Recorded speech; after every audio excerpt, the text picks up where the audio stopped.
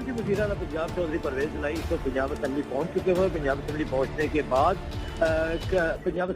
के बाद बाकायदा तौर पर कैफे में उनकी मुलाकात पाकिस्तान तहरीक इंसाफ और मुस्लिम लीग काफ के तमाम अरकान असेंबली के साथ हुई, जहाँ पर बाकायदा तौर पर सियासी सूरत में मुशावरत की गई।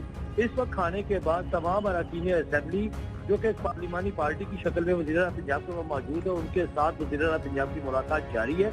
और यहाँ बाकायदा तौर पर ये जो मुलाकात है ये एक इजलास की शक्ल इख्तियार कर चुकी है। इस वक्त बहुत बड़ा सवाल जो सामने आ रहा है वो ये है कि क्या आज परवेज इलाही जिस तरह के मुख्तलिफ हुकूमती ज़राए से ये बात की तस्दीक हो रही है कि आज ही एतमाद का वोट लिया जाएगा, क्योंकि पाकिस्तान तहरीक इंसाफ और मुस्लिम लीग काफ के जो मुश्तरका उम्मीदवार है वज़ीर आला के, और वज़ीर आला जो मुश्तरका वज़ीर आला है वो आज एतमाद का वोट लेंगे। और दूसरी जानब ये भी बात कही जा रही है डिप्टी स्पीकर के चैम्बर की ज़राए से कि शायद आज 186 की फिगर पर 186 अरकान की हमायत दिखलाकर एक शो ऑफ पावर किया जाए और एतमाद के वोट का मरहला कल आए।